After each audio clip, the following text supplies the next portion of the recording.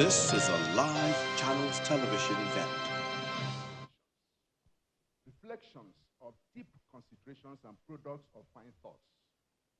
So it is with the vision and birthing of the Nigeria Spokespersons Summit.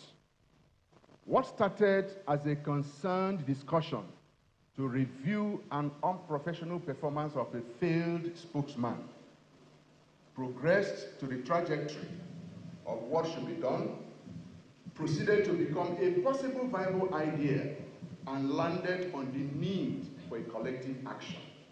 Indeed, it is true that ideas rule the world, or better put, great ideas move the world greatly.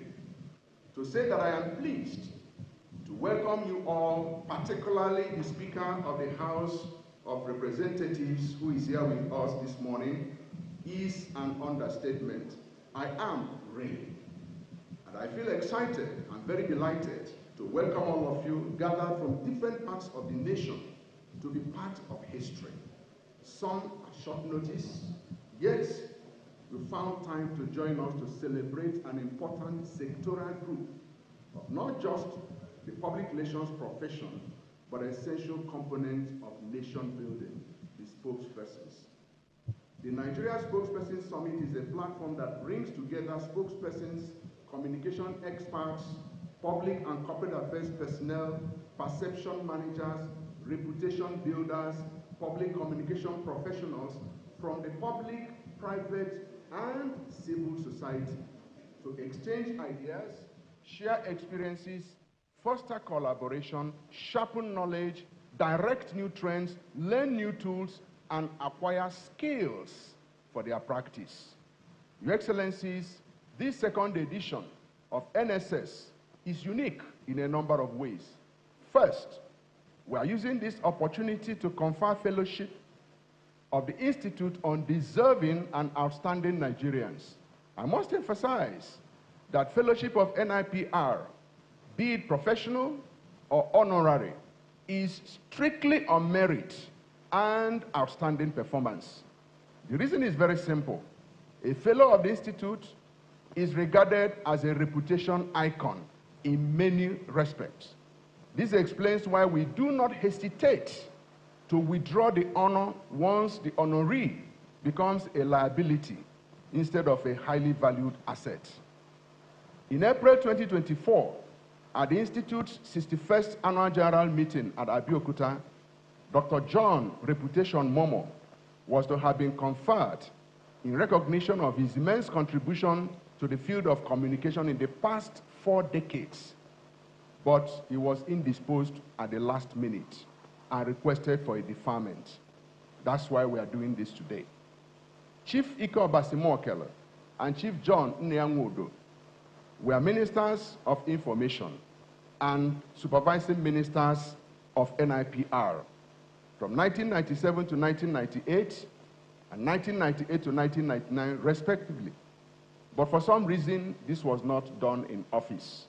And we felt that today, as the Governing Council has approved, that we should use this opportunity to fill this lacuna.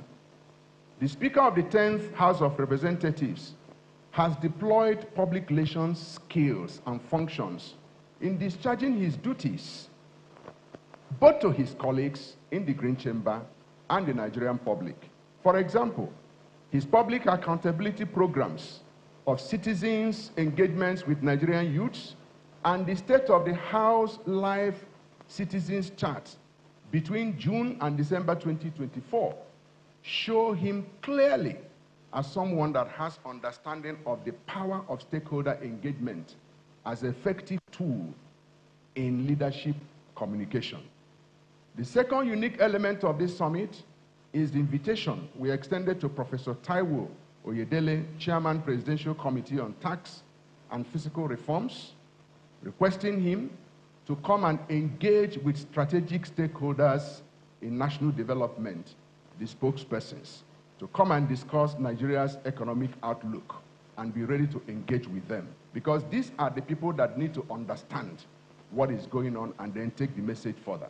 The third feature of the summit is presentation of the Nigeria spokespersons Charter and Practice Code by a gentleman who occupies the office of the Chief Spokesperson of the People, the Speaker of the House of Reps. The SCPC is an instrument created to provide professional support and ethical guidance in the conduct, actions, and activities of spokespersons who represent organizations, public figures, brands, institutions in Nigeria. As the regulatory body for public relations practice in Nigeria, the Institute has the duty of ensuring that professional best practices, integrity, and ethical standards are upheld at all times in PR practice. The two core objectives of SCPC are to provide an enabling instrument for spokespersons to properly understand and be well guided in the discharge of their work as reputation builders, perception managers, goodwill cultivators, trust promoters, understanding fostering people, and encouraging friendship with mutual respect, as the case may be. Second aspect of it is that we want spokespersons to know that they are accountable, not just to the principals, but also to the Nigerian people, to the citizens. So this is to help principals to have a book of measuring standard and best practice on the spokespersons themselves to see whether they are doing what they ought to do or not. I will use this opportunity to sincerely appreciate governors of Jigawa and Nasarawa states who are partnering with NIPR in two special projects. Jigawa state government is partnering with us on the Rebirth Nigeria project, an initiative from a professional private sector perspective designed to complement the National Orientation Agency's effort on value reorientation, citizen education, service excellence, and promotion of made in Nigerian goods. We had the opportunity of being with him in Duse in 2024 to appreciate the great work the governor is doing in the area of wheat revolution. As some of you may be aware, the NIPR, in partnership with Global Alliance for Public Relations, Nasarawa State Government, Federal Ministry of Information and National Orientation, and Leadership Advancement Foundation, are establishing the University of Public Relations and Leadership. We are delighted to inform that Governor Abla Hisule of Nasarawa State has already provided and presented to us 100 hectares of land required to ensure that work commences immediately for this university to be unveiled within the scheduled time of 2026. Your Excellencies, distinguished participants, the fifth peculiarity of this summit is the public communication clinic with former ministers of information. As elders who have gone far ahead of us, we decided to call them together to come and help to share their knowledge, share their perspective with the younger generation. Because if you don't build effective successor, your success will not be a successful success. And that's why we need them to come back. So having had the privilege of working with some of them, both as an aide and as a friend, I am delighted to let you a little into their thoughts. Beginning with Professor Jerry Ghana, I learned from Professor Jerry Ghana that reputation is a core asset and integrity is a door opener. For you to be a successful spokesman, you must be believable and trusted. And for you to be believable and trusted, you must be rich in reputation asset, strong in integrity value, so as to build trust, reopen conversations, and gain access even where the door has been closed. And then, from Chief Iko Basimoakela, I learned to appreciate the scale of spokesperson in communicating difficult information and to manage such challenging circumstances. He foresaw in 1998 that some government spokespersons may be losing public confidence and trust, and so initiated the New Information Trust as a campaign to respond to that need.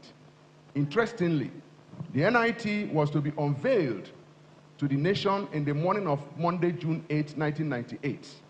Guests had begun to arrive, awaiting the special guest of honor, when Chief Momoh called me. And what I had on my phone, Ike, I said, present, sir. And he said, Nataba, nwoke ejebego iwe,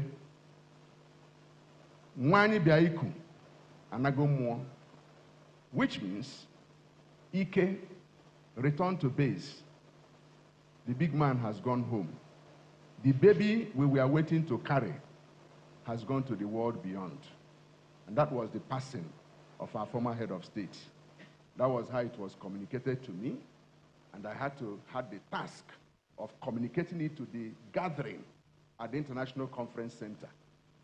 Chief John Nwodo arrived to the Ministry of Information with a lot of swagger, which he still has. He carried himself with a peculiar kind of poise that came with a romantic elocution from a well-groomed voice of a well-groomed man. It was from him that I learned that the way a spokesman dresses would determine how he is addressed. He told me that unknown to many, one of the essential elements of a spokesperson is capacity to set the right agenda for the principal. The spokesperson is the thinker in the house. Chief Frank Nweke, then junior, but now the second, came to the ministry with a lot of vibrancy and dynamism. Although I did not work directly with him, but we related very closely. I still remember him telling me at one occasion, very emphatically, he said, my brother, the spokesperson of any nation bears the solemn duty of upholding the people's right to know. And he was doing it and doing his hand like this. He must remain thoroughly informed and convey essential truths with clarity, integrity, and unwavering respect for the citizenry. I said, Honorable Minister, I've had you. And then, His Excellency Labaran Maku, we interacted many times and worked at certain level while in office. It was from him that I learned that the spokesperson represents the integrity and honor of his organization and the society, creating a bond of trust between the two through credible management of information communication for the realization of set goals of both the organization and the public good. Then enter Lai Mohammed, the longest serving Minister of Information. And he said, my brother, you know, many people don't understand us. You know, a spokesperson is that person who engages in official communication on behalf of an organization. It could be individual, it could be a group, it could be government, whose main aim or role is to represent the views, decisions, and policies of those he represents. Forget about any other thing. You have an interest to represent. So you must represent that interest to the public. In other words, the spokesperson shapes public perception and ensures the timely delivery of the right messages to the appropriate audiences based on the peculiarities of his environment. A number of profound thoughts have emerged from what we have said, which is every spokesperson speaks from his heart, what he understands to be his operating environment, and I hope our spokespersons are listening.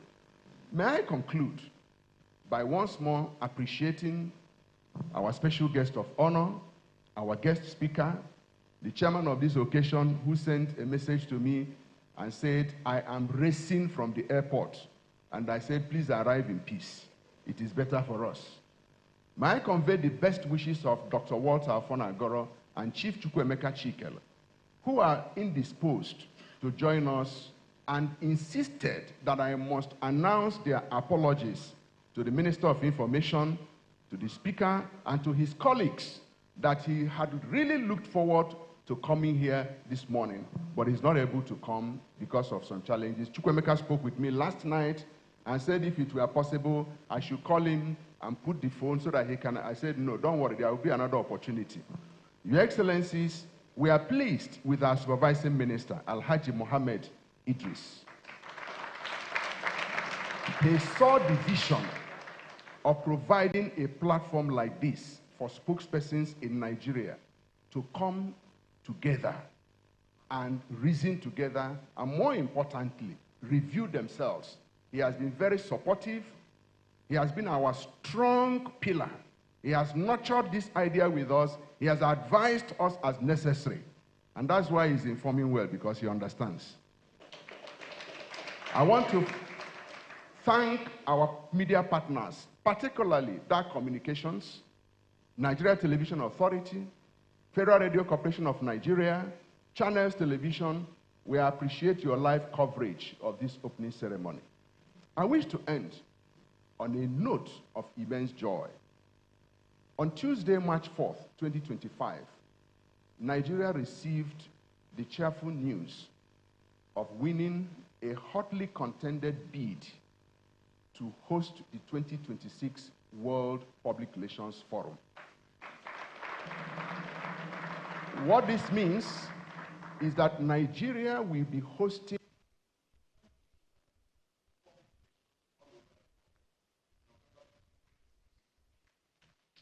this victory could not have come except by the grace of God, because those who contended with us were more powerful than us. But somehow, God gave it to us. We were led by Minister Idris into that battle, and I'm glad we came successful. Distinguished ladies and gentlemen, we now have an opportunity to retell our story to the global community. On that note, I want to thank you and welcome you to the second Nigeria Spokesperson Summit. Thank you very much. Please give Mr. President another round of applause.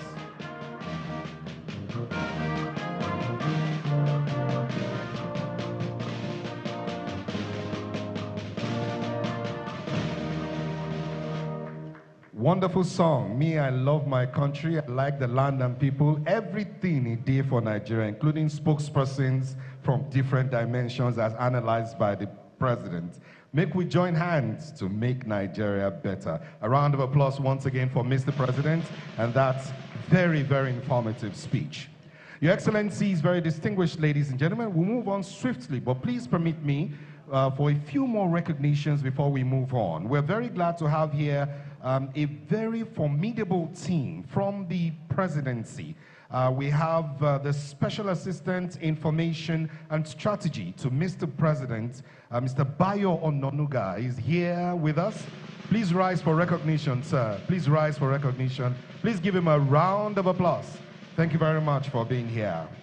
Also from the presidency, we have the Commander of the Niger, Mr. Sunday Dari, who is Special Advisor, Media and Public Communication and spokesperson to the President. Thank you very much for being here. Also, I'd like to take this opportunity to formally welcome to today's event, even though they have been the organizers, the engine room, making sure that everything comes nicely together for us to have a very good outing. Please join me to appreciate the Chairman, Second National Spokesperson Summit Planning Committee, Dr. Sule Yao Sule. Also, please join me to recognize the co-chairman and spokes of the Planning Committee, Mr. Yakubu Lamai. Thank you. And finally, we recognize the press attaché to the U.S. Embassy, Mr. Gilbert Martin. Thank you very much for being here. And we're also glad to have the Broadcasting Organization of Nigeria ably represented here today by the Secretary of the Commission, that's of the Broadcasting Organization of Nigeria.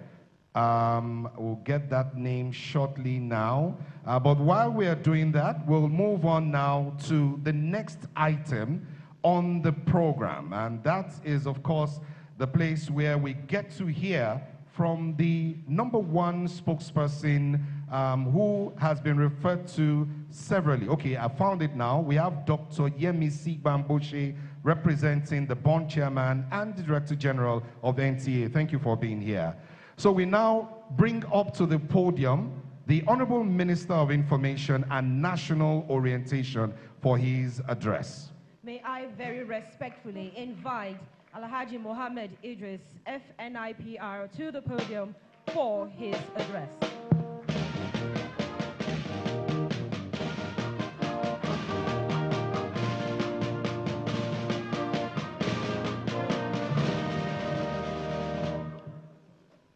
Thank you very much. Your Excellency, the Speaker of the House of Representatives, Right Honorable Tajuddin Abbas,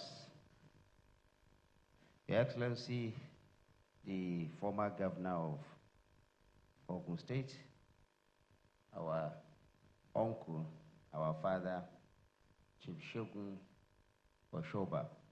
I was asking Chief Oshoba when his next birthday would be, and he said it's going to be in about 3 months. Chief Shogun Oshoba will be 86, and he's kicking. I was just telling him that I pray that in the next 30 or less than years, I should look good like this and be able to come to this kind of event. We thank God for your life and what you have offered to this country. The special advisors rather to the president, Mr. Bayo Onanuga, Mr. Sunday Dari. My older brothers here, the former ministers of Information and National Orientation, some ministers of Information and Culture, some supervising minister. But what is key is that they were both, at one time or the other, ministers of Information for Nigeria. I'm glad that the NIPR has found it worthy to bring all of them together. Only recently, I was advised to take counsel from my predecessors, and I'm glad that they're here. Outside the clinic, we're also going to have a dinner with them tonight, and I'm sure it's going to be a night of revelation for them. Thank you, my immediate predecessor, Uncle Lai Mohammed. I saw that when he was introduced, there was some applause here. He is, no doubt, the longest serving Minister of Information for Nigeria. And you can say so many things, but there are two key things that we will continue to remember about Mr. Lai Mohammed. In 2018, he led Nigeria to host the International Press Institute here in Abuja, the first of that kind of gathering to ever happen. It's a collection of all the media leaders of the world, and they came to Nigeria here in 2018. Second, Mr. Lai Mohammed also started the journey for the hosting by Nigeria of the media and information literacy by UNESCO. That journey started a few years ago, and I am following that through, and hopefully by October of this year, Nigeria will become the host of the first ever, the world over, of the Media and Information Literacy Center to be, it's a Category 2 UNESCO Media and Information Literacy Center to be hosted by Nigeria. The Director General is here, Senior Special Assistants, the President of the NIPR. I don't know where he gets his energy from. Every time he comes to the office, he's full of ideas. He's doing something or the other. So most of the time, the minister is actually playing a catch-up game with the president of the NIPR. I'm glad that you recounted the experiences of my predecessors, what they went through. And I know that in the last couple of days, you are also witnessing some of my own experience here as Minister of Information and National Orientation. Distinguished ladies and gentlemen, I am delighted to welcome all of you to the second edition of the Spokespersons Summit, a brainchild of the Nigerian Institute of Public Relations and one of Nigeria's most successful and enduring professional associations. Over the years, the NIPR has evolved as a compelling imprimatur for practitioners of public relations, creating a well-regarded tent for the enhancement of skill sets of Nigerians in PR practice, in tandem with international best practices. It is in this regard that I would like to profusely appreciate the leadership and management of the NIPR led by Dr. Ikene Liako and all the state chapters for their untiring effort in sustaining the Institute as a foremost professional association. Looking through the list of esteemed speakers and their assigned topics for discussion at this year's summit, I am delighted by the assortment of themes, all aimed at the improvement of PR practice towards the attainment of national cohesion, unity, and economic growth. I see amongst us today a constellation of media and PR stars, notably, as I said earlier, former ministers of information, doyens of the PR industry, exceptional spokespersons, media executives, and of course, the young shall grow. And I must say that the only NIPR manages to achieve all this at the same time. I must therefore singularly once again thank you, Mr. President, the President of the NIPR, for putting this together.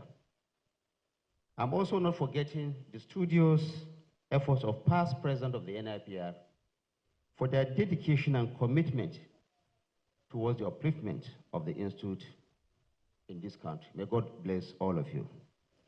Distinguished ladies and gentlemen, I want to seize the opportunity of this summit of fellow professionals to draw our attention to the need to brace up and embrace what is called the media information literacy, a composite concept first adopted by the United Nations, UNESCO, in 2008, and which combines the competencies of information literacy and media literacy together.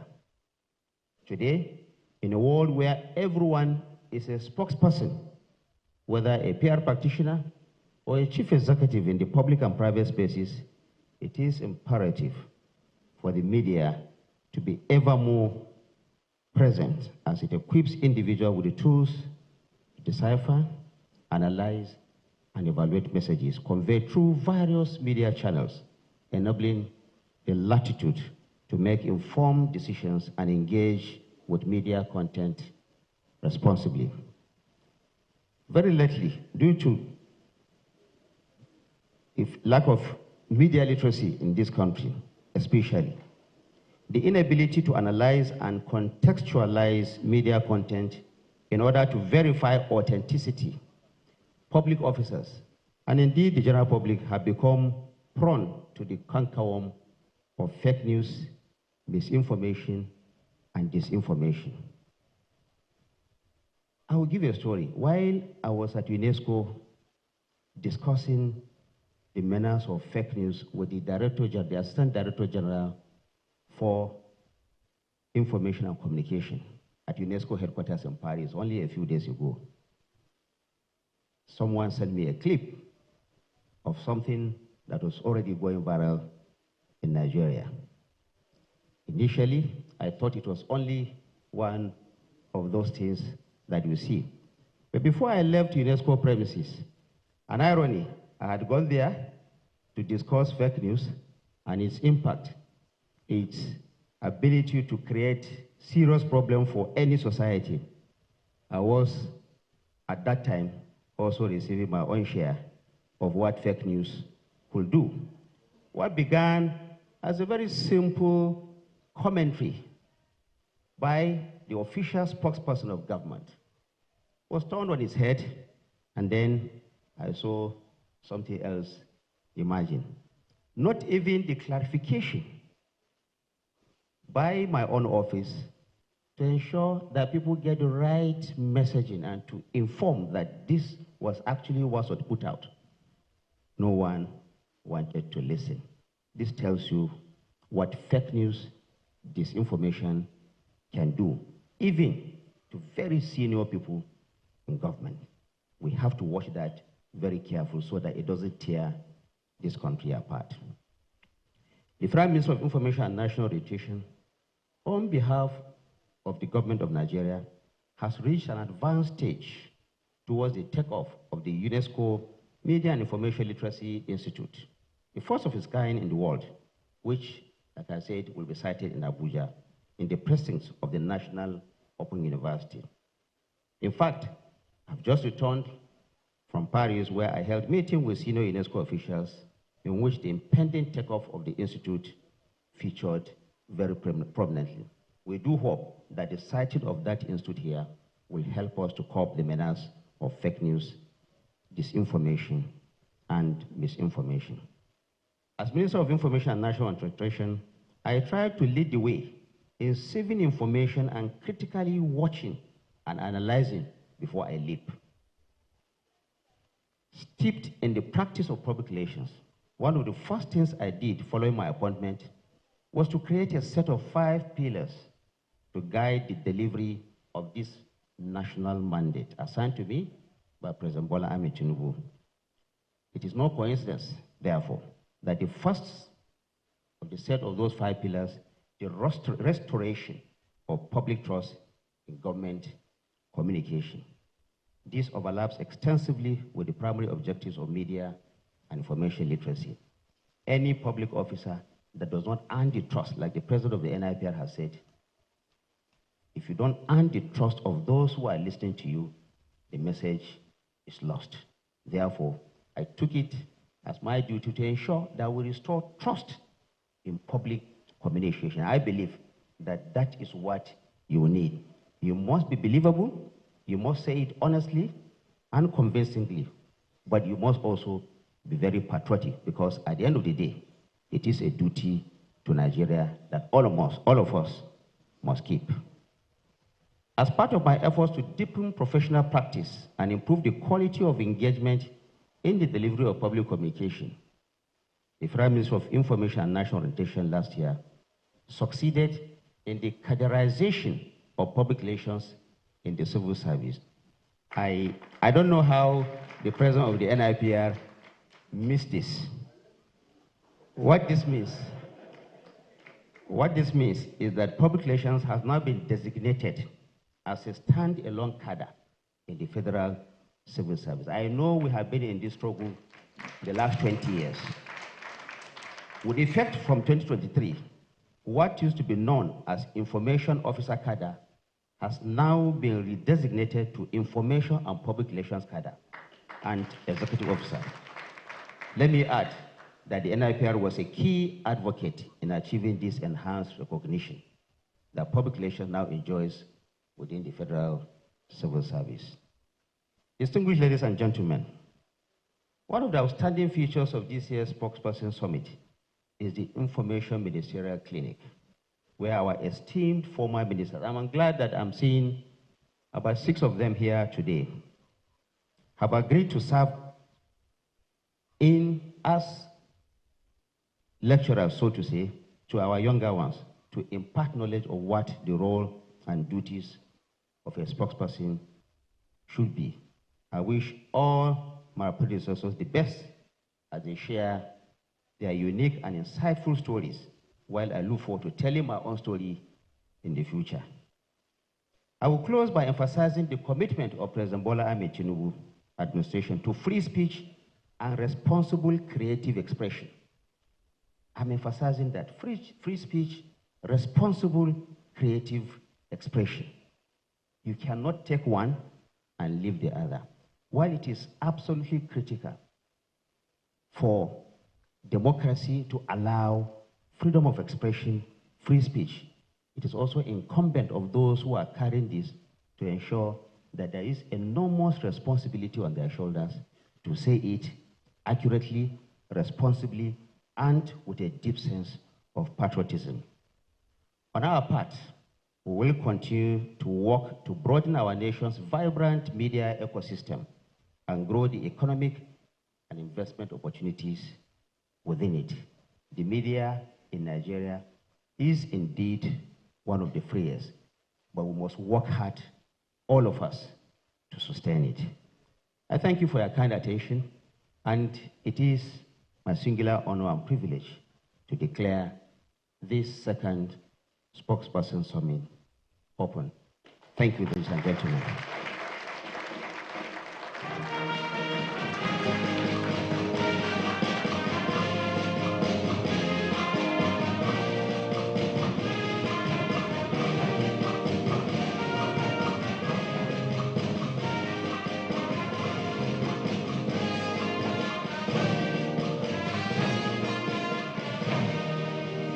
Thank you very much. Please do give another round of applause to the Honorable Minister of Information and National Orientation, Alhaji Mohammed Idris. Thank you very much, sir. So we'll move on in the program, just a little change in the program, but let me quickly recognize, you heard earlier he was racing from the airport, and the president said he should come safely, and we're glad he's arrived safely. Chief Edem Duke, FNIPR, former Minister of Culture and Tourism and Supervising Minister of Information. He's now here with us. Please give him a round of applause. Thank you very much, sir. Thank you, sir. While he settles in, would quickly now bring up the very distinguished keynote speaker. Of course, we listen to everybody extol his many virtues. At my age, I'm wearing glasses. The former governor is not wearing glasses. So you can imagine how well Baba has taken care of himself. I have the honor to very respectfully invite to the podium to give his keynote address His Excellency, Chief Olusegun Oshoba, CEO and CFR, former Executive Governor of Ogun State.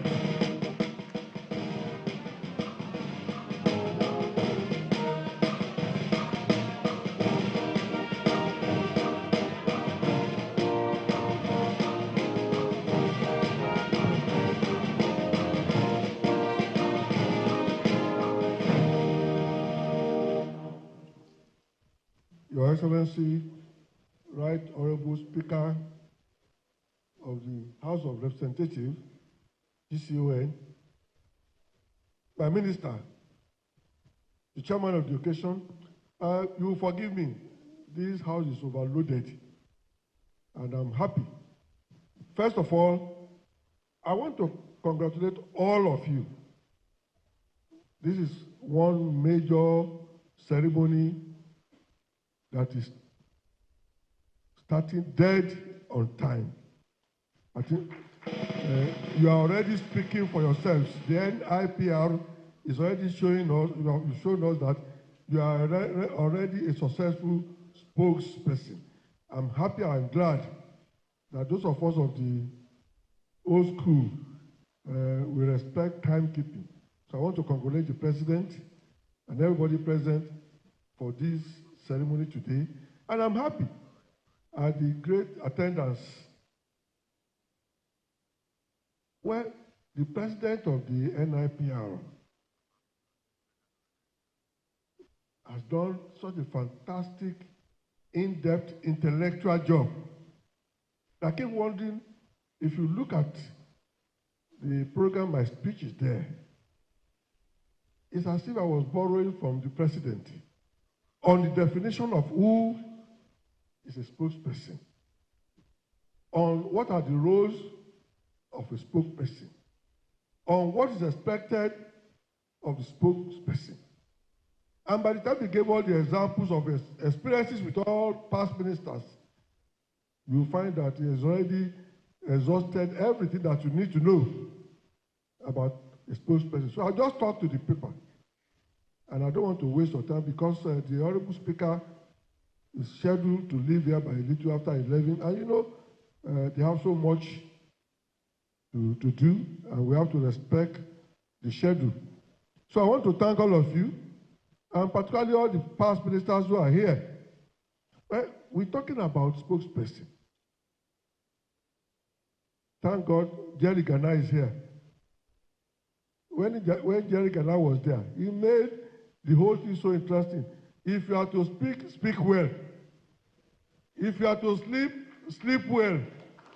If you are to wake, wake well. Everything was well, and now Jerry cannot for you. And that's the job of a spokesperson. Engage the people, sell your product, sell your principle in a way that you can convince the entire audience. Here is Nwodo. He became a minister. He was born into a ministerial house. The father was once a minister in the First Republic. Became the president of the Ohanese. And the president of the NIPR was saying when he comes in with his swagger, you have to have certain attributes as a spokesperson. You must be well dressed, you must be knowledgeable, and as you all know it, a good and successful spokesman must be part of all the organs of the institution that you are representing. You must be well informed. I'll give you an example of Chief Obafemi Awolowo. You are a young journalist, and Chief Awolowo was one person who was a publisher who read the Tribune like everybody in the morning. He never interfered, but he has a way of engaging his spokesperson and getting them educated. Every other week, we had dinner with Obafemi Awolowo, and he will pour his mind, he will tell you his vision, he will tell you his program in a way that we were already fully educated about what is Awolowo, what does he want, and that's why you see that those of us who serve Awolowo, we were serving with passion because we are fully educated, fully informed, and we were convinced about his own philosophy. So he had armed those of us who are his spokesperson. In the then day, I was in Daily Times, Adeleke was in the Tribune, Peter Ajayi was in Sketch, and they turned us into the Southwest axis. The rest of the country says those Southwest axis of the, because we really held on Nigeria and engaged Nigeria.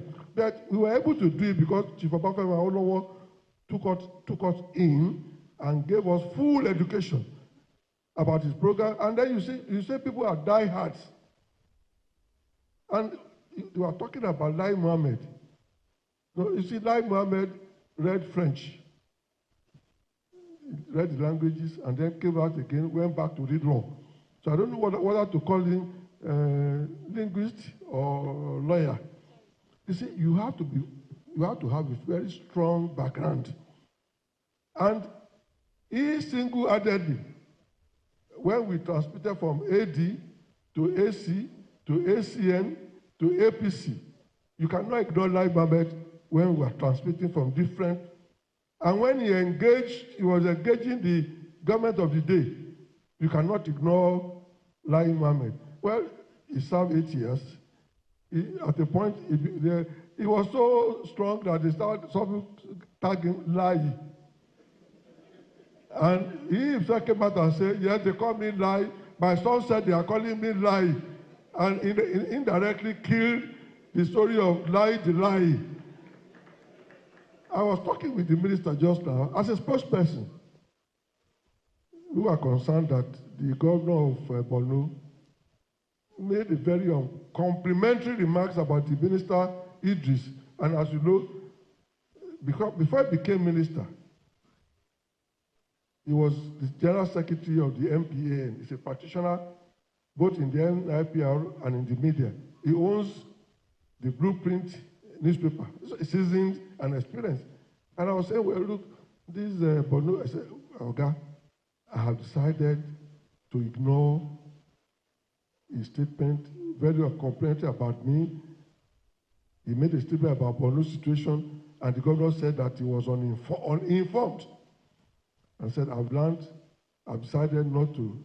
You see, there are certain times that a spokesperson must know when to pull back, when not to comment, when not to say anything. It's not all the time that you talk. Otherwise, you talk yourself out of tune. I want to thank him that he used his knowledge to say that I've ignored that situation. Now, let's go international. Look at Donald Trump. He's the toast all over the world now. Just as he was in the days of COVID, when we're all restricted. My wife and I used to sit down and watch the theater called Donald Trump during the COVID. And he was one who said, let them take Lysol. Take Lysol. And Deborah, the doctor, Deborah Bonds, was looking at him. What is this man saying? And she couldn't react. Now, imagine what Donald Trump is now doing. He has some good ideas. He wanted to raise more revenue for America. They are in heavy deficit, and they keep printing dollars. But he's going about it the very wrong way, and the whole thing has turned over his head. He doesn't know when to stop. He has now become the spokesperson for himself, and a damaging spokesperson for that matter. Almost every day is in the Oval Office and speaking. A president does not speak the way Donald Trump is speaking. And then you go forward, you come backward, and now 150% tariff on China, and then you backpedal. There will be no tariff on laptop, no tariff on a smartphone, no tariff on this. A president does not go forward and backward. As a result, he's losing the confidence of people, and because he's talking too much. I'll give another example. Contrast the situation between Zelensky and Donald Trump and the interaction between Keir Starmer and Donald Trump, two spokespersons speaking for their own country. Well, Zelensky, out of inexperience, allowed Vance, the vice president, to provoke him. And when you are dealing at international level, you have to at times be stupid. Zelensky could not bear it when Vance provoked him, and he reacted negatively to Donald Trump. He is an egoistic character. Then contrast Zelensky's reaction to Keir Starmer. Keir Starmer came in, he knew he was dealing with an egoistic character. And what did he do? He delivered a letter for King Charles. And he gave the letter in such a gracious manner to an egoistic Trump and said, you are going to be invited for another state visit. It has never happened. You will come. And by this time, Donald Trump was thinking of the gold carriage. How he's going to ride another gold carriage at the mall in UK and everything. He forgot everything, and Keir Starmer, as a spokesperson, engaged Donald Trump, studied his character, and gave him what he wanted. And you can see the gain. When he was doing all the tariff, he gave UK, I think, 17%, when he was giving 50% to China. So you see, again, a spokesperson will study the situation, the subject, the character, and the background of what you are dealing with. So a spokesperson must be deep. And when you talk of past ministers who are here, I'm happy to see Nwodo. I've spoken about him. I'm happy to see Nweke. I'm happy to see Lebaran. All of them have dealt with them. If you look at Lebaran, he was a student activist in his university days, a very strong background. Then, when we were forming NADECO, here came a young man, was working in Champion then. 59 of us formed NADECO in 1993. And he was the youngest of the 59 of us who formed NADECO. You can imagine where you have the likes of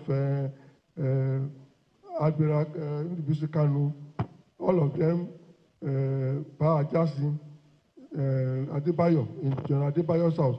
Lebaran was the youngest person. I look at him and say, he had been an activist. So by the time he became spokesperson, he has had a background of activism, knowledge of the country, and was able to fit into the assignment given to him. So you can see that when you are talking about spokesperson must be well-grounded, knowledgeable, educated, and exposed. I don't want to take too much of your time. I've just come to give few examples of what I see as the ingredients and the necessary tools for a spokesperson. Take, for example, the days of Biafra War, when you listen to Radio Biafra, and the then Uche Chukwumerije, when they speak from Biafra, with some powerful graphic illustrations, they made a difference. And when you look at the past, some of you should study the past of your past colleagues. I'll give an example of Nwokedi. Nwokedi handled the then NMPC and then later became the spokesperson for the then General Obasanjo in Dodon Barracks. But you see, the great thing about Nwokedi is that he was not always just churning out releases. He was always in all the newsroom, interacting with all of us. And he made it, you just have to like Nwokedi. He will come into the newsroom, interact with you, and relax you. So when he issues a statement, you're already friendly with Alex Nwokedi. The same thing with Alex Akele. Then in customs, before he became Minister of Information, when he was in customs, he would walk across from the custom house in Tinubu Square to Kakawa, and he would go around all the media houses interacting with people. So a spokesperson must be sociable, lovable, have high, strong presence, not to overdress, but be decent. So I have given some of these examples to show that what you require from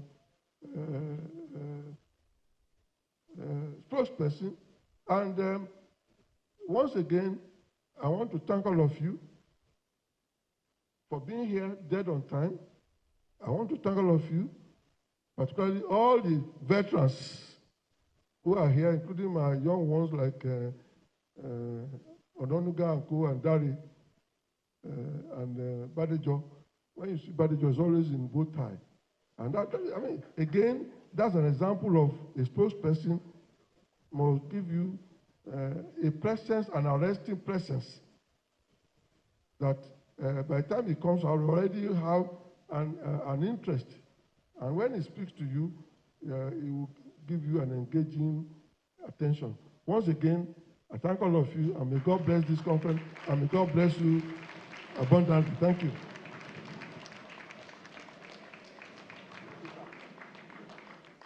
Please give him another round of applause.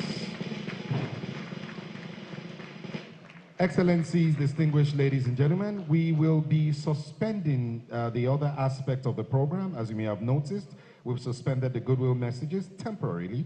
We'll also suspend some other conferments temporarily to come to take the address by the special guest of honor. But this will be done in sequence. I'll be inviting the special guest of honor shortly, and his citation will be put on air, and then we will now move on in the program. So permit me to now invite, very respectfully, the special guest of honor for today, the very distinguished Speaker of the 10th Assembly House of Representatives, His Excellency Right Honorable Abbas Tajuddin, PhD, GCOM. Of the 10th House of Representatives is a distinguished tri-sector leader, an accomplished academic, a respected traditional figure, and a purposeful public servant who has redefined legislative leadership through people-centered communication, inclusive governance, and transparent leadership. Elected in 2011 to represent Zaria Federal Constituency.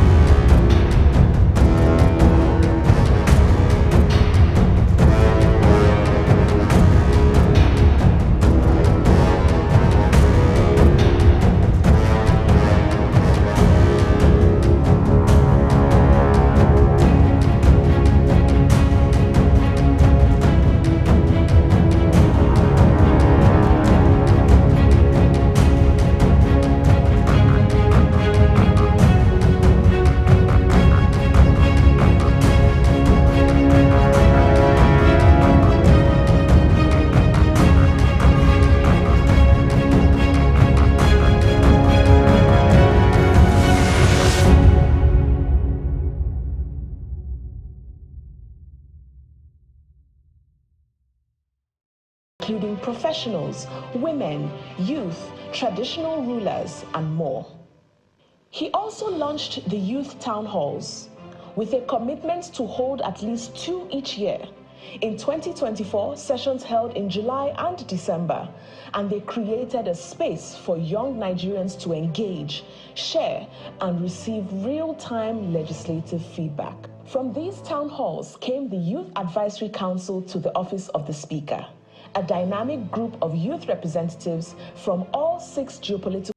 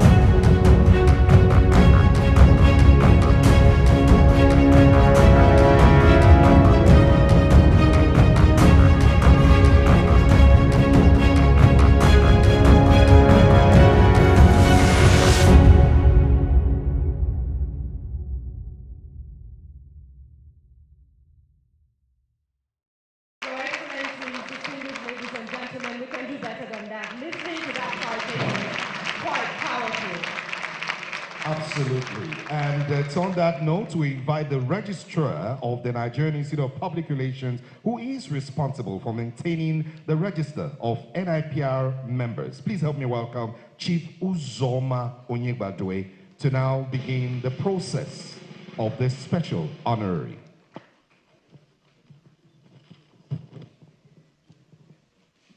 Very distinguished ladies and gentlemen, may I bring to your notice that the Governing Council of the Nigerian Institute of Public Relations, in its 118th meeting, approved the conferment of honorary fellowship to the Honorable Speaker.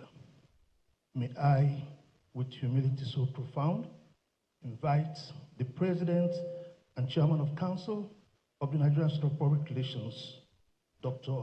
Ike Neliako, FNIPR, to please do the conferment. Mr. President, please.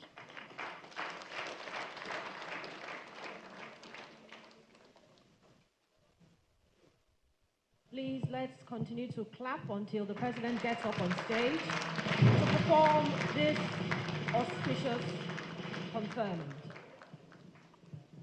May I please invite the Honorable Minister of Information to join us. He's a fellow of the Institute. And on behalf of the former ministers, may I invite Professor Ghana, who is a fellow of the Institute and the oldest of the former ministers. May I also invite the chairman of this occasion, Chairman Edem Duke, who is also a fellow of the Institute. It takes fellows to confer fellowship. That's the tradition. So please join me.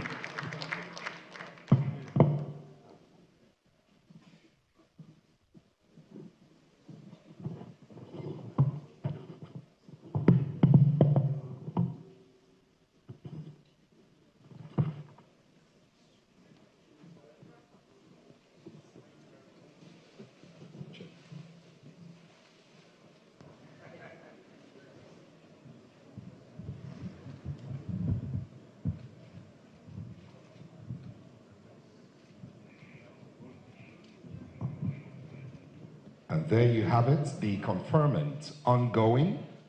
It's a special honorary conferment.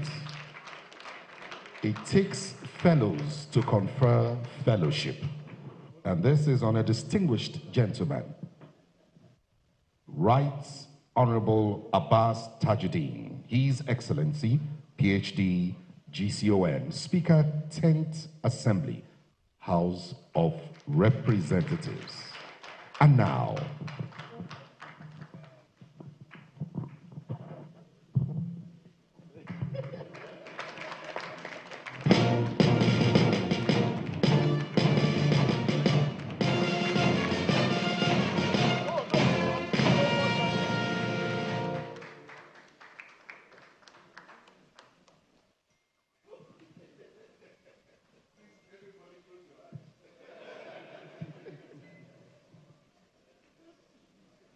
anything.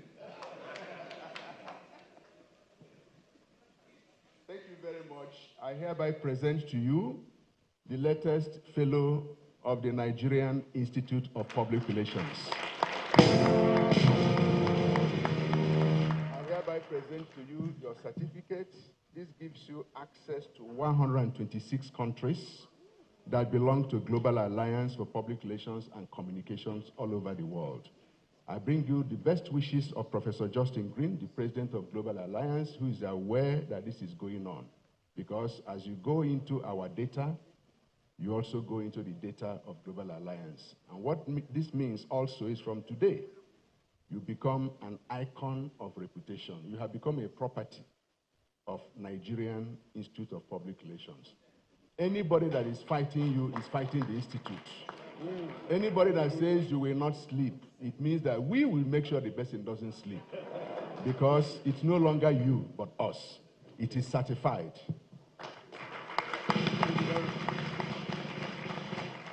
And now, a distinguished fellow of the Nigerian Institute of Public Relations, His Excellency, Right Honorable Abbas Tajuddin, PhD, GCON, NIPR.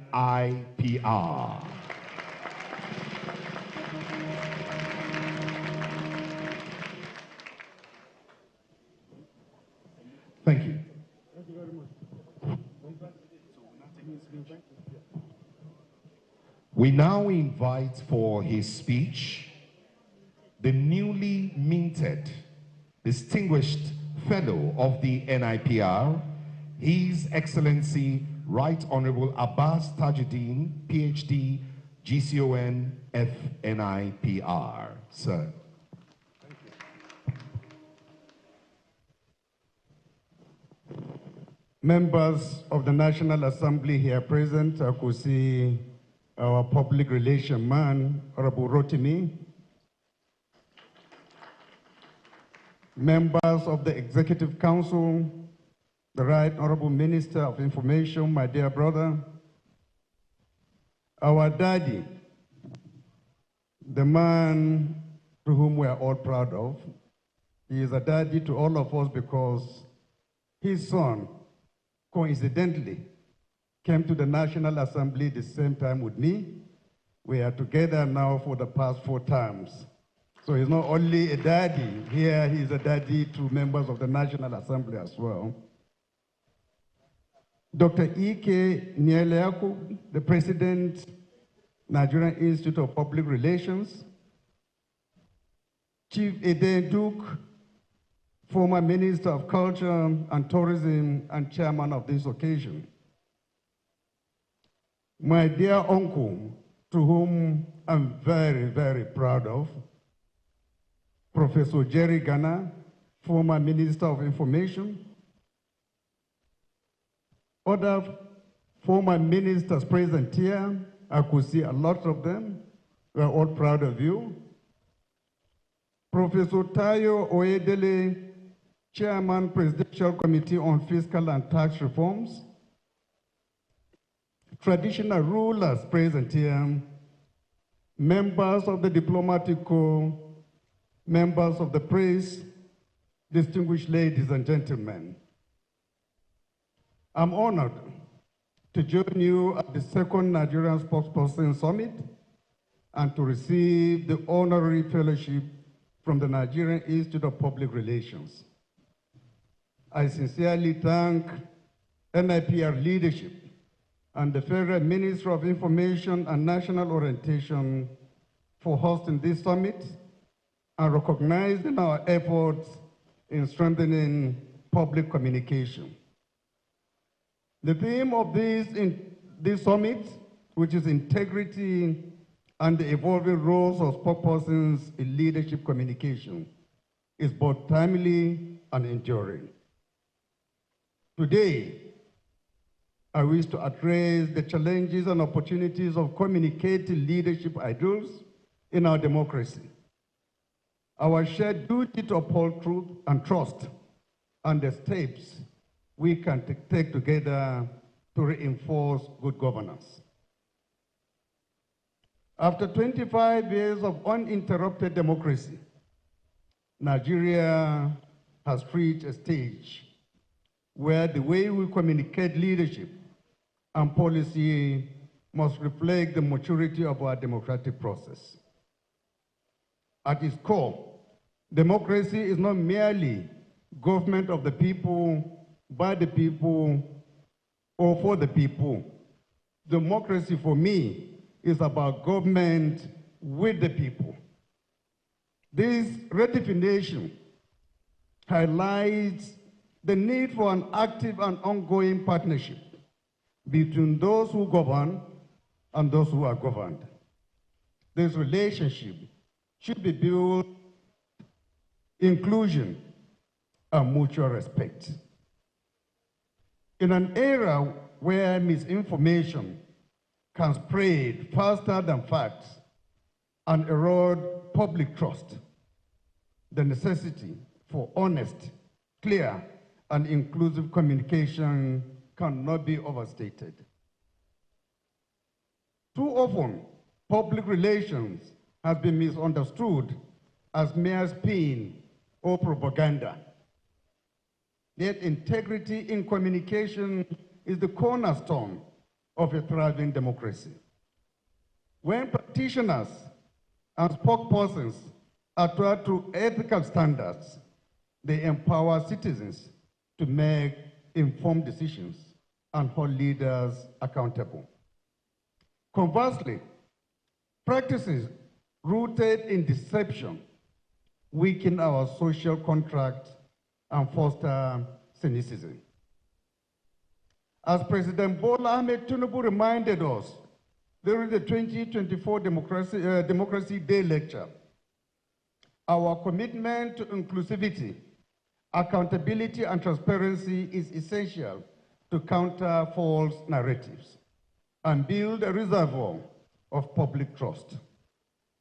Every member of society, young or old, urban or rural, must feel included in our national conversations. In this challenging information landscape, the role of spokespersons has evolved from being mere mouthpieces to becoming custodians of public trust. Under the dynamic leadership of Dr. Ike Niliaku, the NIPR has made significant progress by launching initiatives such as the Nigerian Spokespersons Charter and Practice Code, which sets high ethical standards and promotes transparency. The new digital membership system ensures that only qualified practitioners represent organizations, while discounted registration fees for young professionals and individuals with disabilities promote inclusivity in the field. These developments are crucial not only for professional excellence, but also for national unity. The collaborative programs between the NIPR and the Federal Ministry of Information and National Orientation, including the upcoming National Reputation Management Group and the Public Relations and Leadership University, reinforce the idea that nation building is a collective endeavor.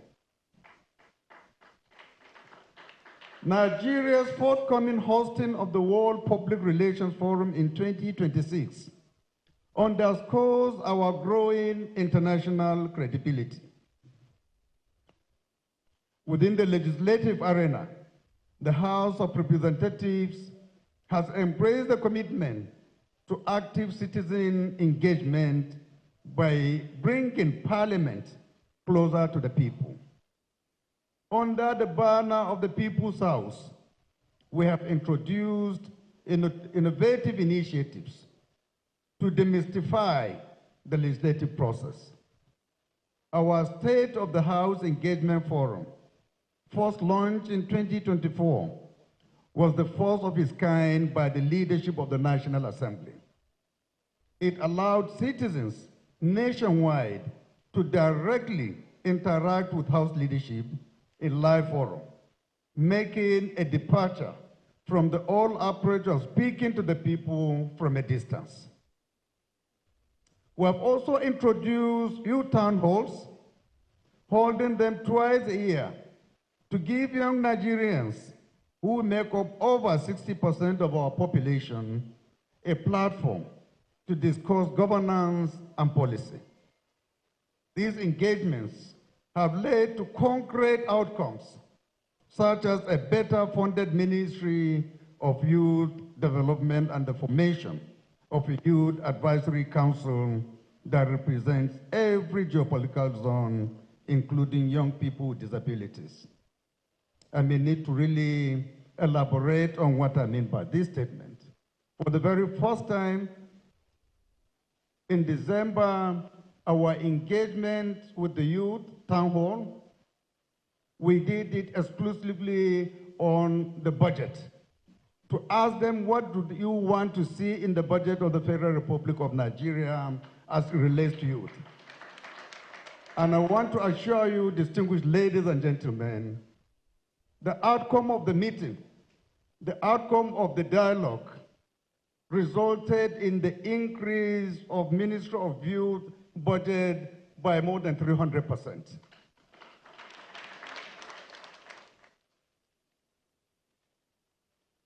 In addition to youth engagement, we have opened our doors during an annual legislative open week to civil society organizations, students, traditional leaders, market women, and others, thereby fostering greater transparency and accountability.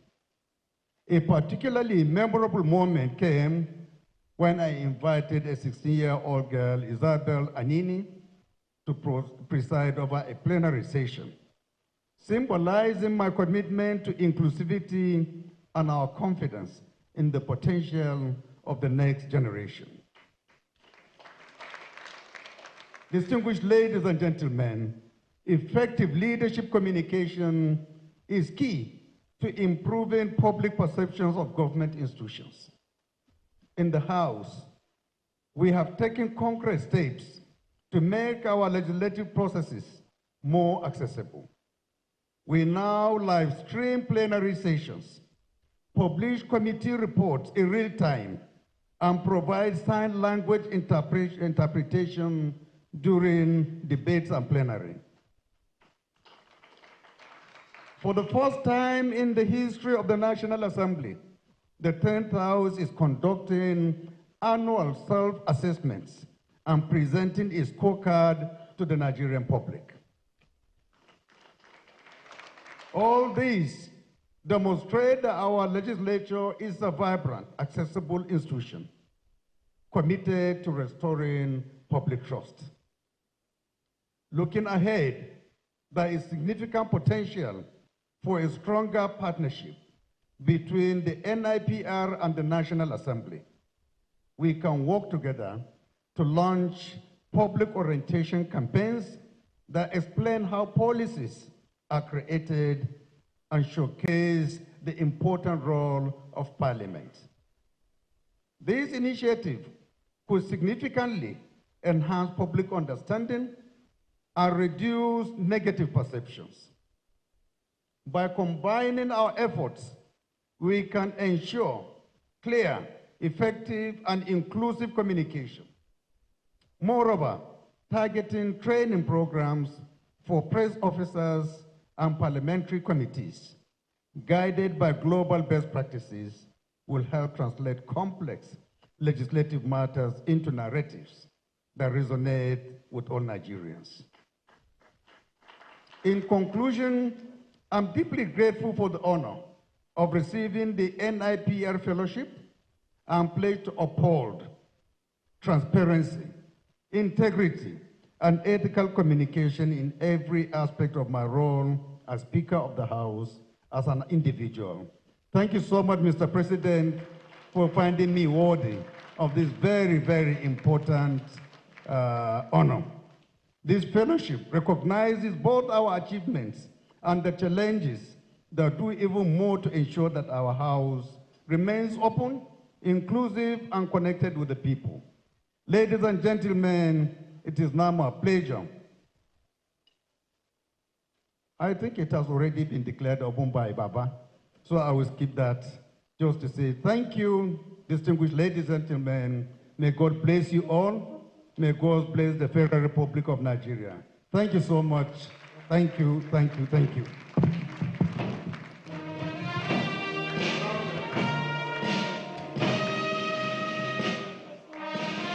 Now I invite the Honorable Minister of Information to join the Honorable Speaker.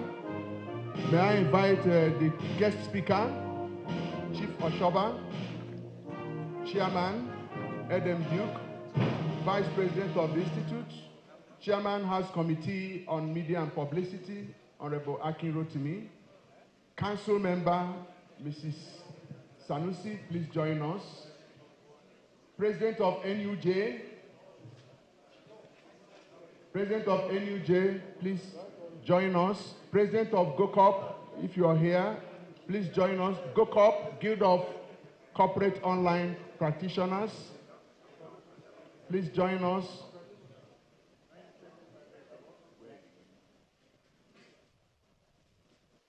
Our partners, other presidents, please, channels, please join us. AIT, please join us. NTA, NOA, please join us. And then, Voice of Nigeria.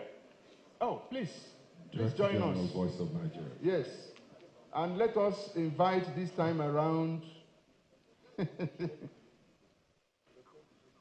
Okay. We have been directed by the guest speaker to invite Professor Ghana to represent former ministers. Past ministers. Ikuke did a chamfer like this. I got the message. Oh, we didn't know you're here. Not just Radio Nigeria, Nigerian Guild of Editors, Deputy President. Okay? We don't allow women to stand outside. Please just come and find a space here. Okay? Sule, what do you arrange? Okay. Okay, in that case, let's... Okay, so I'll now hand over to the special guest of honor to formally unveil this important document. After the unveiling, it will be shared around. It's for everybody, free of charge. The Minister of Information has paid for it.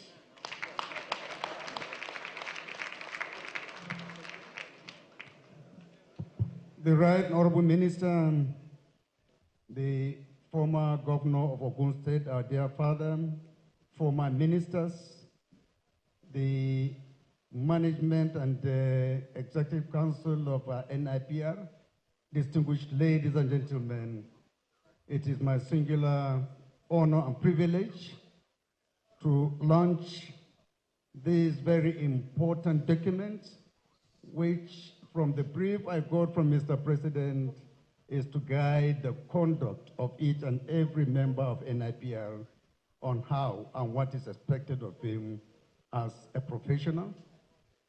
So in the name of the Almighty God, and for the service and the benefit of this particular association, and for humanity in general, I launch these very important documents. Thank you.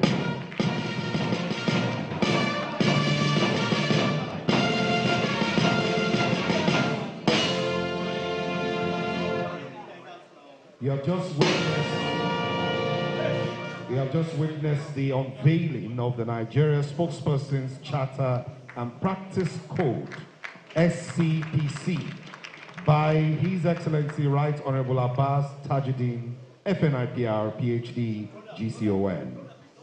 As already announced, copies will be sent round for everyone as paid for by the Honorable Minister of Information and National Orientation, Alhaji Mohammed Idris, FNIPR. Thank you very much. Please do give them a round of applause once again. Thank you. Thank you very much. Thank you. We'll now return to the program. As of yore, I'll be inviting to the podium the chairman of the occasion, who is former Minister of Culture and Tourism, supervising Minister of Information. He's a fellow of the NIPR, and we're very honored to have him join us at the occasion today. That's right. He made very concerted efforts to make sure that he joined us at this auspicious event. So please, with a warm round of applause, let's welcome formally our chairman to give his opening speech, High Chief Edem Duke, FNIPR, former Minister of Culture and Tourism, and supervising Minister of Information. Okay, it's a remark now, not an opening speech anymore. Thank you, sir.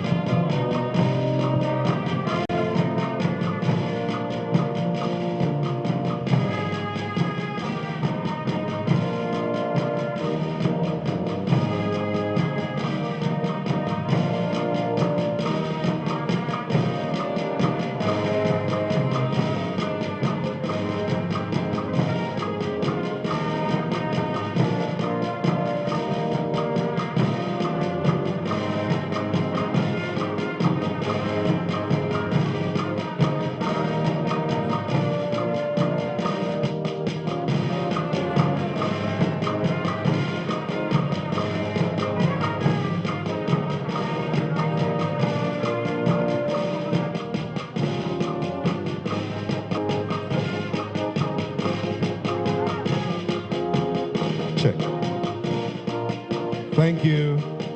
Now, while we're making way for the chairman's speech, let me quickly formally recognize all commissioners of information, special advisors of information, special assistants, and DGs of media from across the 36 states of the Federation who are also dotted in parts of this room.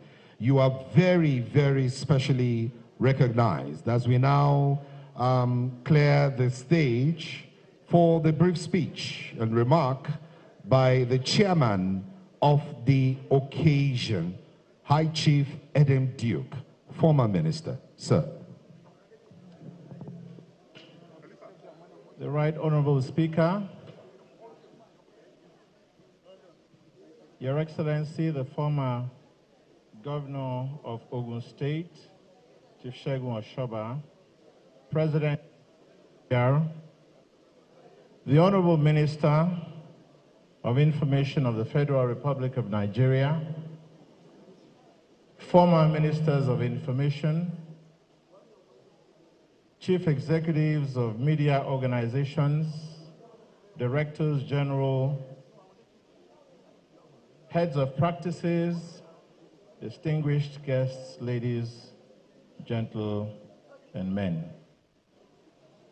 I wish most respectfully to thank the President of the NIPR, who has so graciously afforded me the opportunity of being the chairman at this occasion. Chairman Tati Ambassador, Chairman Tijadi. The chairman don't go, minister don't go, special guest.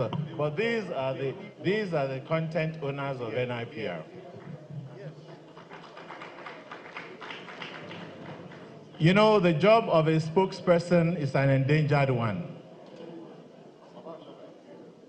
Yes, it's an endangered one, and Baba had already identified that. Especially because you are supposed to be an embodiment of so many things that many of your compatriots are not.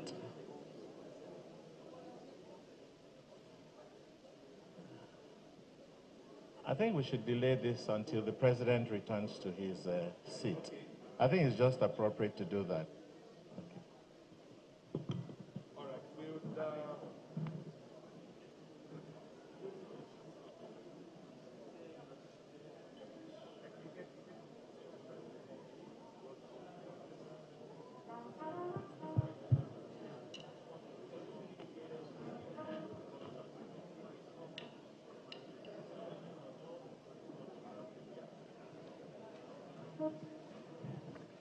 So we'll just want to once again quickly announce, we'd like the aisle to be cleared. We'd like, please everyone to please be seated. We need to have some decorum so we can continue with the program. Do remember that we're trying to ensure we keep to time. So it's very important that we all please sit down. Once again, I want to request all those standing at the door to please sit down, please. Please sit down. We need to make way for the chairman's speech so we keep to time. This is very important. Please do sit down. My colleagues who may be granting interviews can do that quietly. Please do sit down, please.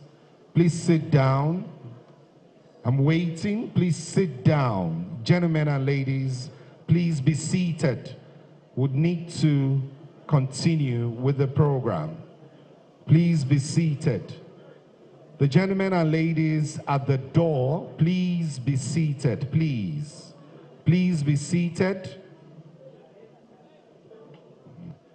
We want to continue with the program as the chairman will be speaking very, very shortly. Thank you very much.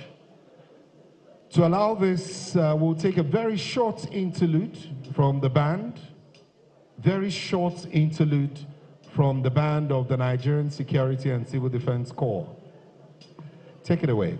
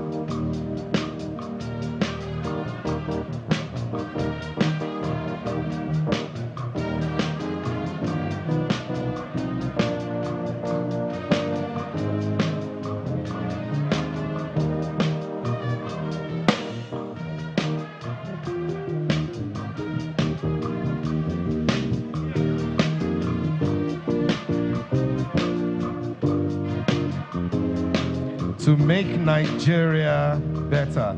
Thank you very much. That was a brief interlude. Now, once again, we want to ask everyone to please be seated. We are pressed for time. We want to move on in the program. Please be seated, everyone. Please be seated, as I want to respectfully invite back to the stage the chairman of the occasion for a brief remark. Do remember that we'll still have the conferments of NIPR Honorary Fellowship on 3 other distinguished personalities who are also seated here, and we'll have the goodwill messages also very, very soon. So let me welcome, please join me to welcome back to the stage the chairman of the occasion for his remark, High Chief Edem Duke, Fellow of the NIPR, former Minister of Culture and Tourism and Supervising Minister of Information. Sir.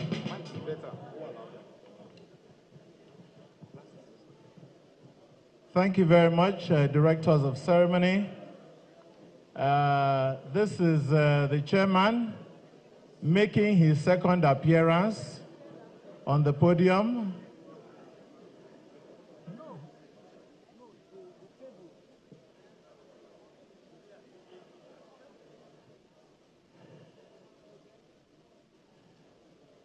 Mr. President, I was just saying that this is the chairman making his second appearance on the podium.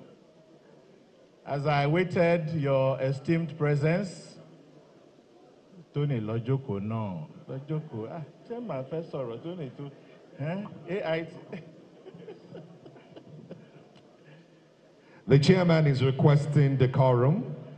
Please permit me as master of ceremony to request this decorum. The chairman of the occasion wants your attention, please. Honorable Minister, thank you for your patience, your endurance.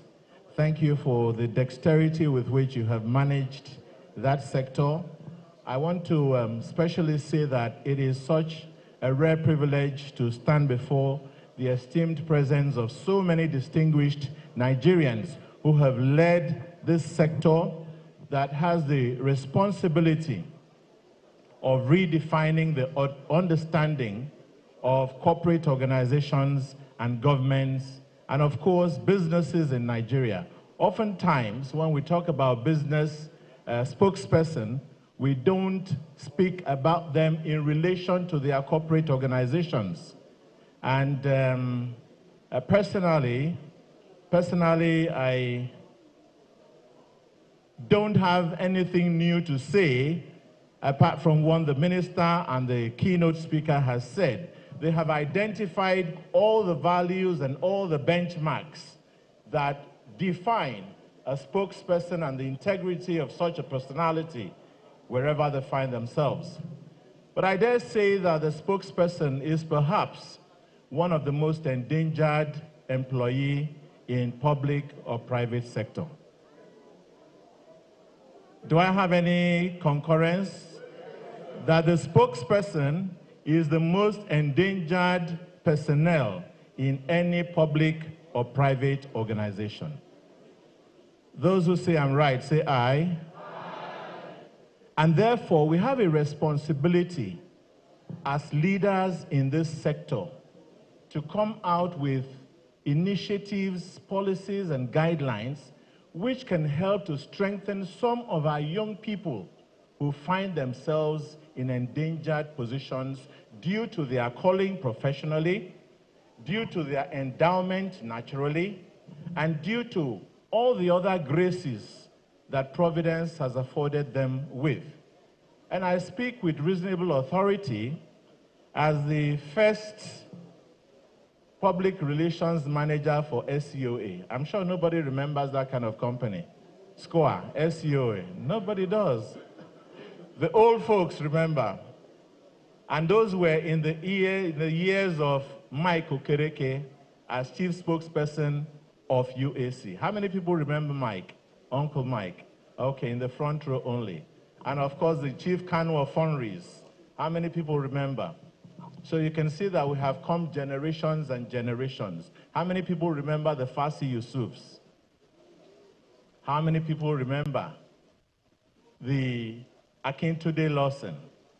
How many people remember all of these distinguished persons? So we cannot afford a situation where we do not have institutional memory of where we have come from up to this point in time.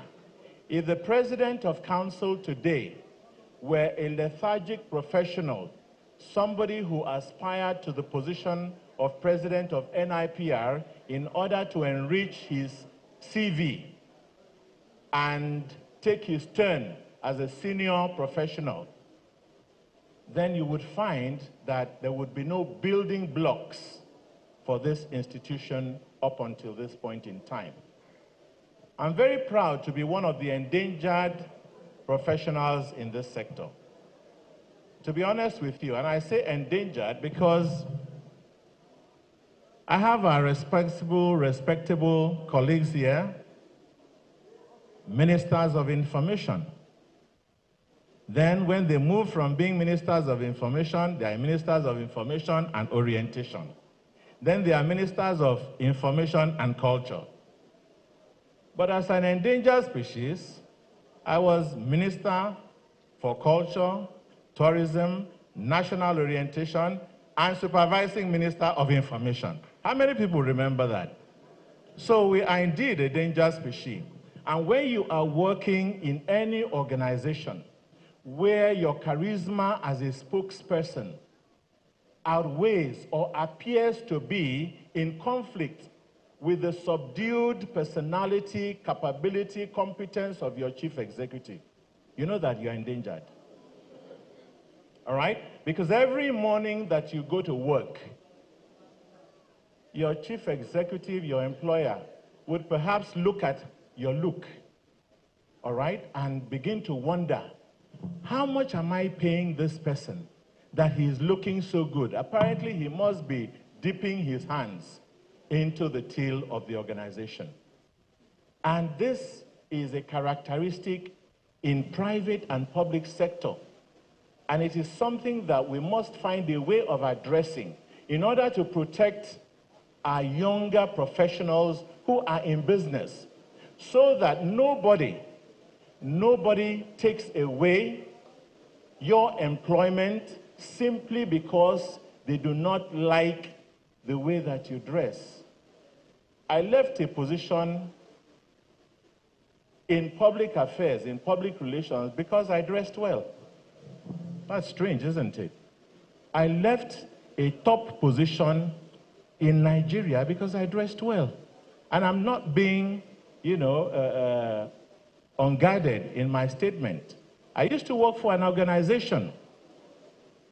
One day, the chief executive comes and introduces a whole hall of personalities and says, this is Adam Duke. He's our general manager, public affairs. You can see he's the best dressed amongst us.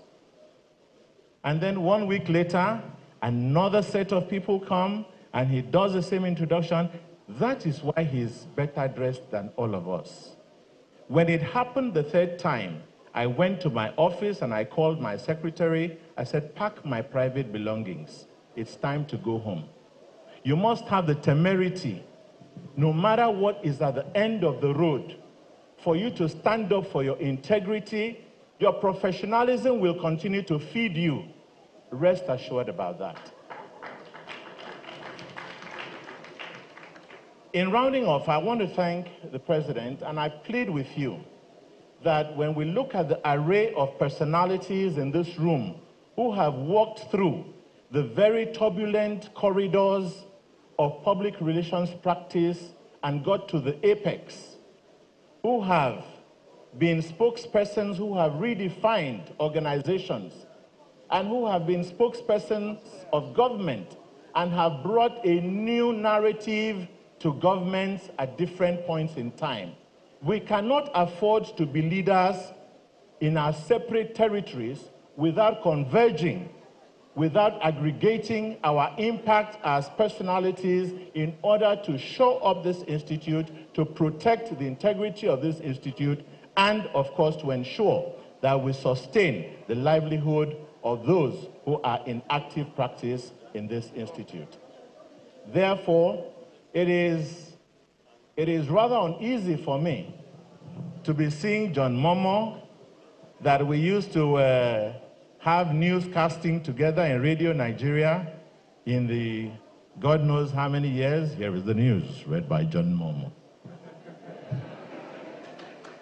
or was it Sonny Rabo, or young Tony Akiotu, and not to talk of my successor in office, Alhaji Lai Mohammed, such a distinguished personality.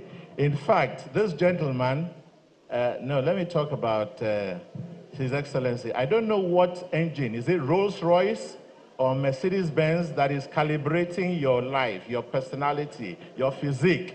This is all ingredients of PR that so many people are envious of, but it's the grace of God. And to see the effervescent Professor Jerry Garner in this room, it is such an awesome experience. Look at all the distinguished gentlemen here who have led this sector. We cannot afford to live apart. We cannot afford that only annual summits of this nature bring us together. We must also find other platforms of engagement. If it is an Owambe, I know that Alhaji Lai Mohammed and Daddy, you know, you can all put this together and so on and so forth. If it is advocacy, Labaran can call us together into the plateaus and so on, and we can get together. And my Honorable Commissioner for Information, Cross River State, and I can invite you to the carnival and, you know, find opportunities for us to continue to engage. It must not be an annual pilgrimage to the Ali Kwali room in the, what's it called now? Continental. Distinguished guests, ladies and gentlemen, the privilege of speaking before you is one that I don't take for granted. Thank you. God bless you all. Let's make that applause louder. Our chairman of today's occasion, High Chief Adam Duke, FNIPR, former Minister of Culture and Tourism, and Supervising Minister of Information. Eloquent delivery. Absolutely. Thank you so very much. So everybody's talking about our grandpa's energy and strength and what makes him so thick. He mentioned if it was a Rolls-Royce engine or something else. But my colleague told me that Alhaji Lai Mohammed told her the secret. We now know the secret why Baba is so strong. Am I right? So we'll keep that. You would need to come for it at a price. We'll discuss when the time comes. But let me quickly, as we move on in the program, let you know that we're taking goodwill messages right now. This is the opening ceremony. We'll have goodwill messages from some distinguished personalities as listed in the program, including the former ministers who will just be speaking for 2 minutes each. This is because if you check after the program, there is a ministerial clinic where the former ministers will actually have a lot of time.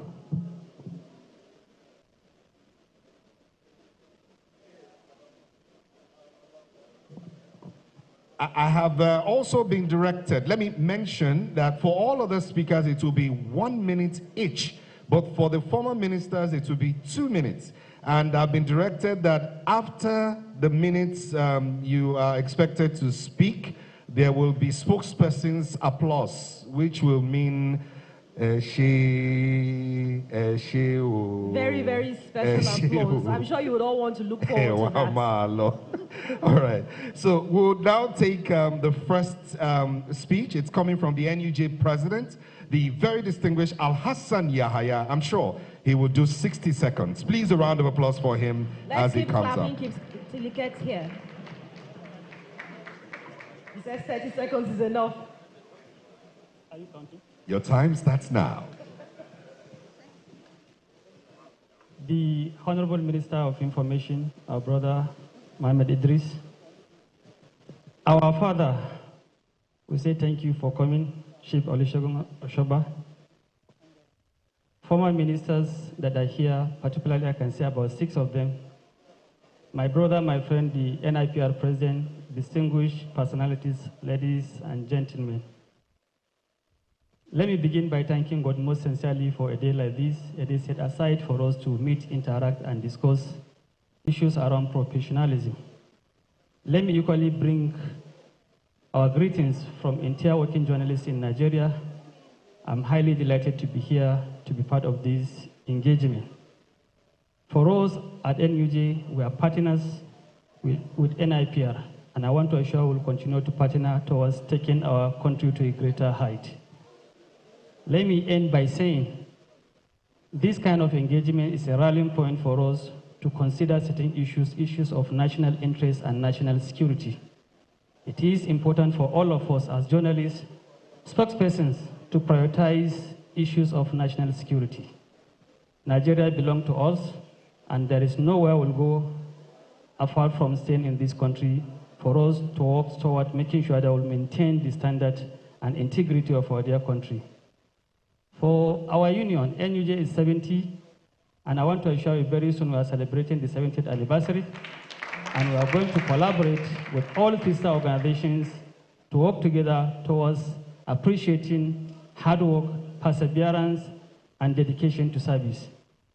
To our father, let me preempt the committee's work is one of the awardee. Baba Olusegun Oshoba is somebody who believes he has paid his dues and want to work tirelessly towards taking this to a greater height. Together, we'll take our country to a greater height. Thank you, and God bless us all. He actually stuck to 1 minute. Please, let's give him a round of applause. Thank you. You did very well. Just 1 minute. But you did advert. You have to pay for it to NIPR. Well, it is a spokesperson summit, and so it is expected. Another round of applause for the NUJ President, Al-Hassan Yahya. Please let's make welcome to present a 1-minute goodwill message, the General Secretary, Broadcasting Organization of Nigeria, Dr. Yemisi Bangboshe. Please let's welcome him with a round of applause. Dr. Yemisi Bangboshe. It's behind you. Okay, he's here. Thank you very much. The Honorable Minister of Information and National Orientation, and of course the latest victim of disinformation in Nigeria. My father, my boss, the former governor of the state, Chief Olusegun Oshoba. Let me single out a former chairman of BON, who laid a very good legacy for the organization, Dr. John Momoh. Ladies and gentlemen, I bring good tidings from the Broadcasting Organization of Nigeria under the leadership of Comrade Abdullah Dembos, the DG of NTA. When a spokesperson speaks, his speech is echoed by the media for people to hear, to digest, to understand, and to feedback. And BON is representing that media. BON is representing the conventional media that will not engage in disinformation or fake news. The conventional media that will eventually do the damage control when the social media will have battered the people. On behalf of BON, I want to say that we are on standby at any given time to partner with NIPR. We continue to do justice to all the information from the angle of spokespersons in this country, and we continue to partner with NIPR. Thank you very much, and God bless you. Thank you very much. Thank you. Thank you very much, Dr. Yemisi Bangboshe. Please let's give him another round of applause to encourage him. Thank you very much for that goodwill message. I have the singular honor to invite the next presenter for the goodwill message. He is a man of reputation. 1 minute is 1 minute for Dr. John Reputation Momoh, OON, chairman and founder of the Channels Media Group, who is and always will be my mentor and my former boss. Sir.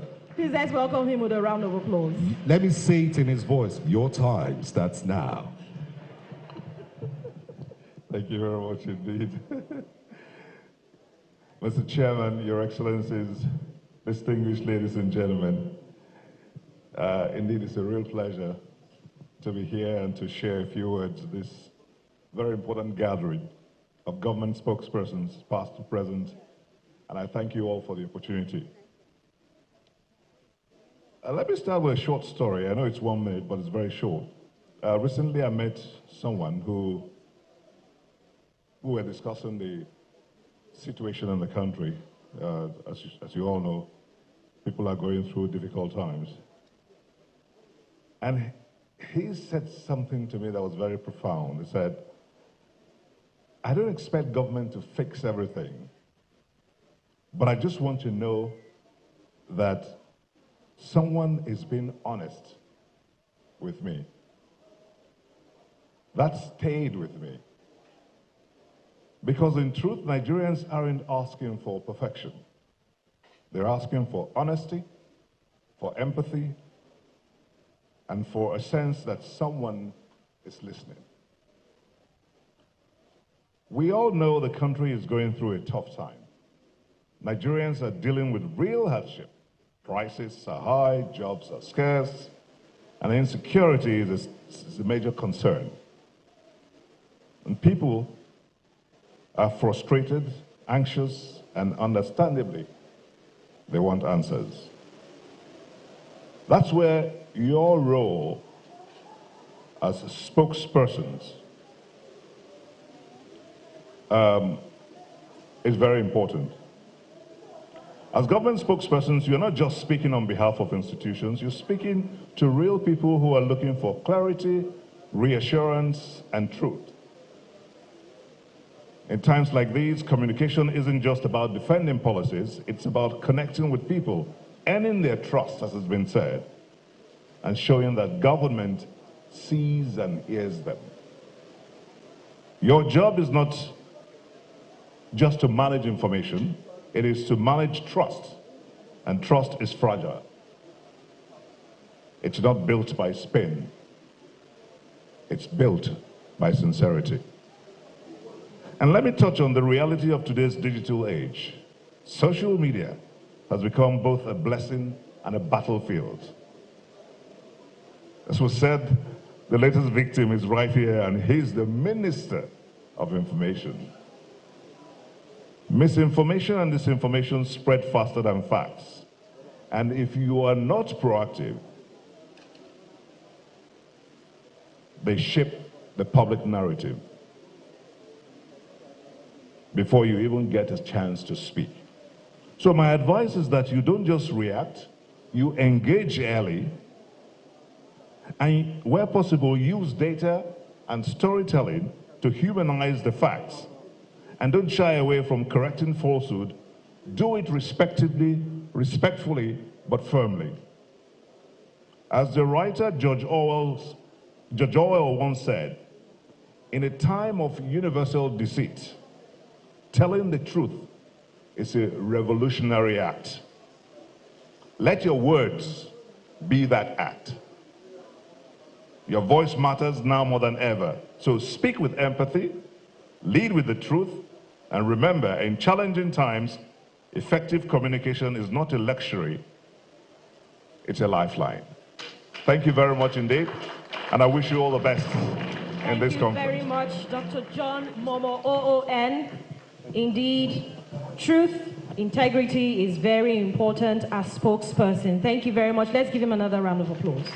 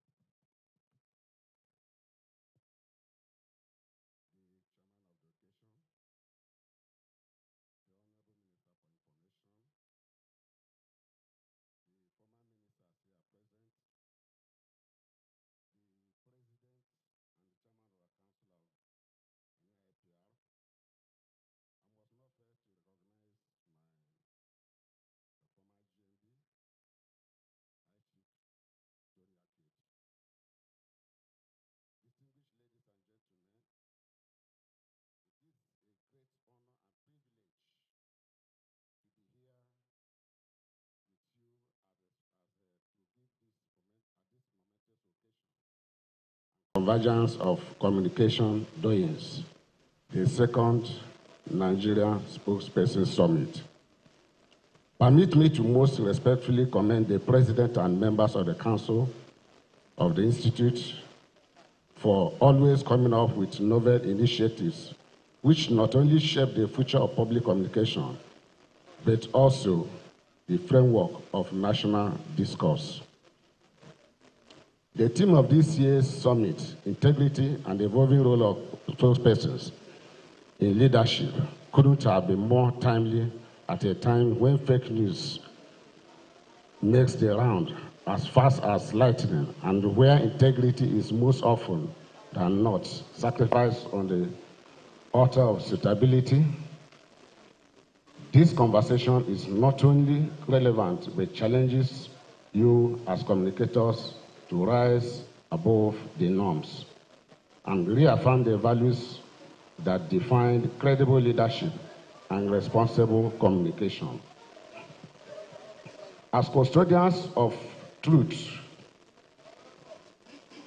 and institutional policies, spokespersons carry a sacred obligation to inform, to clarify, reassure, and sometimes to calm raging emotions. It is a task that demands integrity, courage, and unwavering commitment to public peace. For us at Dark Communication PLC, the proud owners of Ray Power FM, AIT, Faj FM, and the newly established AIT News 24 channel, we understand the power of narrative and also recognize the immense influence the media and public communication wield in shaping perceptions, guiding national conversations, and ultimately influencing public confidence. Our mission has always been anchored on truth, national unity, and people-centered communication. We remain committed to partnering with institutions like NIPR to amplify credible voices and uphold the tenets of responsible communication in Nigeria. It is particularly heartwarming for me to see the former ministers here. Their collective insights drawn from years of steering the public communication machinery of our country are invaluable.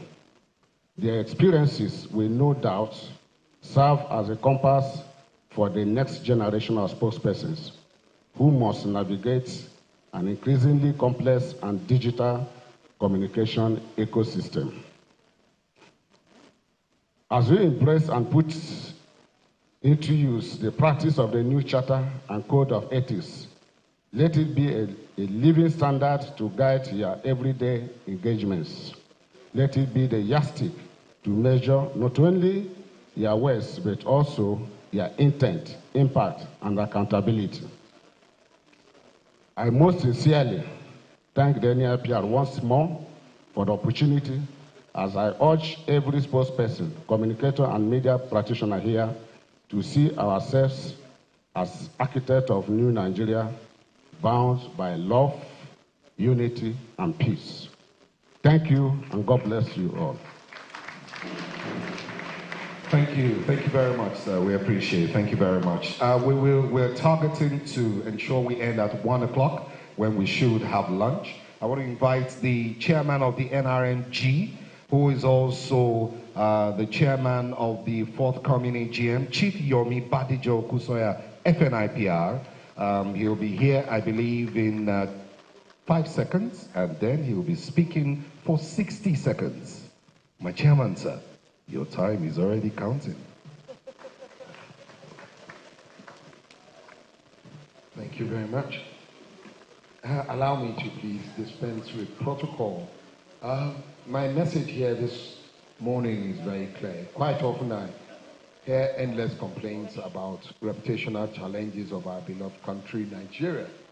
Ironically, we point fingers elsewhere when it comes to determining who should be responsible for fixing the problem. A group of public-spirited Nigerians, both individual and corporate, working under the aegis of the Nigeria Reputation Management Group, a private sector initiative of the Nigerian Institute of Public Relations, have decided to take the proverbial bull by the horn and drive the very change we wish to see. Our reputation gates as a nation have been left unmanned for too long, and that must stop now. That's not my quote, that's the quote of Dr. Ike Neliaku, the president of the Nigerian Institute of Public Relations. To succeed in this task, we need a combined dose of incurable optimism, focused pragmatism, boundless energy, and unflinching passion. Fortunately, as Nigerians, we have been imbued with a lot in significant abundance. If you share our goals and you're in this hall this morning, I invite you to please join us in this quest and sign up for one of our work groups as an individual and enlist as a partner. I want to say that one of the first partners we got was the Honorable Minister of Information and National Orientation. Thank you, Honorable Minister. I received your message and we received it very well. Thank you very much. The responsibility of the reputation of Nigeria is a collective one. Therefore, I'm inviting you to please join one of our work groups.